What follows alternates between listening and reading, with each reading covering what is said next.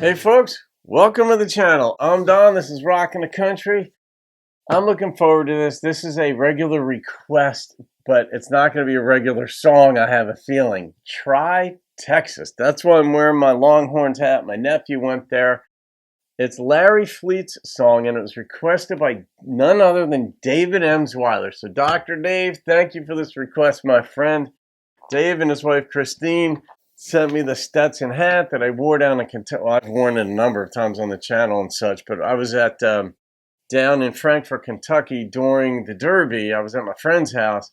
I wore that during the day, and I had a blast with it. So anyway, let's see what Try Texas is all about. Baylor fans out there like Mud Patterson and such, please don't be offended. And you know, Texas Tech and Houston and San Antonio, all these folks. But UT, Dave is a UT fan, so Longhorn fan. So, of course, I'm going to do this for Dr. Dave. Here we go. Try Texas. 1, 2, 3.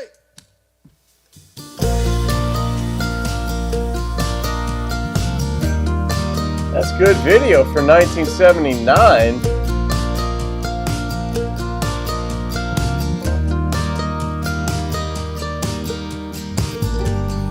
High as well. An honest man can't afford an egg. It's all bad news on TV. Yeah. And nobody knows her name. I need a mile-long drive with a gravel road climb. Well, I know my kids are safe when the sun goes down. Virginia's got the lovers that I'm looking at mine right now. Colorado gets you Rocky Mountain High. I've been trying to come back down. There's a Georgia, Cal, and Michigan. Where does an outlaw like me fit? Tennessee will always be right where I live. So maybe I'll try Texas. I like that approach. Won't stand tall for the anthem. That's off and over my heart. Yep. I want the kids to say yes sir, yes ma'am. Yep. Oh, that's a damn good place to start. Now her Virginia's got the love that I'm looking at mine right now. Colorado gets you Rocky Mountain High. I've been trying to come back down. Is it Georgia, Cal, and Michigan? Where does an outlaw like me fit in?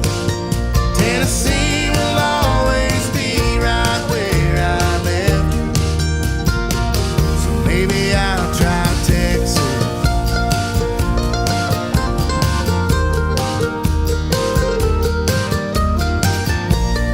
I love this instrumentation. Want a place that I can breathe in, counting stars and counting blessings, loving family, loving Jesus. Now, buddy, there's something you don't mess with. Virginia's got the lovers that I'm looking at mine right now. Colorado gets you Rocky Mountain High. I've been trying to come back down. Isn't Georgia, Cal, and Michigan? Where does an outlaw like me fit in? Tennessee will always be right where I live. So maybe I'll try Texas.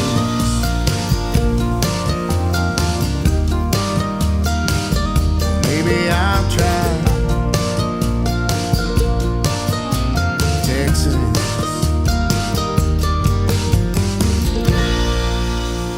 Interesting.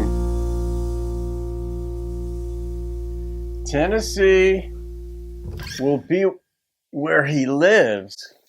So maybe I'll try Texas. I would have gone, but maybe I'll try Texas. Because maybe something's not working in Tennessee. He didn't say that. And he praised other places. Colorado's got its Rocky Mountain High. Virginia's got its Lovers. I thought he said Michigan in there, but I couldn't quite make it out. And I was paying attention. But he mentioned the things that he looks for in life. Saying ma'am and sir. I love that part. And other aspects of just respect. I think he said a mile-long gravel road. I was just down in Kentucky, and it wasn't a mile long. It might have stretched back a mile where we were, but my friend was the first house on it, and his buddy Todd, who lived next door, the second house on it, that was a little bit down. He had horses and whatnot, and but it kept on going down the road to where more neighbors lived, and you got to go slow on those roads. You can't just go barrel-assing down those things. But it is different, and it kind of gets in you. Like when you get out and then you see the pavement, you're like, well, I had a 10-hour drive back to Jersey. I stopped in West Virginia, 3 hours away at my friend's place, stayed overnight, and then I drove the final 7 the next day. But even when you get out onto the pavement, you're like, oh, I'm back into society, so to speak. But when you're on that gravel road, there's some kind of like a mental buffer. It's not only a physical difference, but that provides somewhat of a mental buffer that says, I'm out in the country when I'm on one of these things. I'm not into the hustle and bustle, and people get mad at you if you're not driving the way they think you should or what have you. But all that said, I figured it out during the song at one point. His voice at times reminds me of Brett Eldridge's. And I actually had dinner with Brett Eldridge once here in New Jersey when he was at the beginning of his career. He was out, doing some smaller club shows with Frankie Ballard, and so I got to sit down with both of them and have dinner because I was friends with Frankie even before he had a songwriting deal, and so the two of them were on Warner Nashville and yada yada yada. And there's more to the story, but Larry reminds me of him. And I don't know where Larry's from, Dave, but I'm sure you may fill that part in for me. But this sure didn't look like from 1979, but it said live from 1979. I don't know what the impetus of that title is, because this sure enough did not look like that. It was way too clear.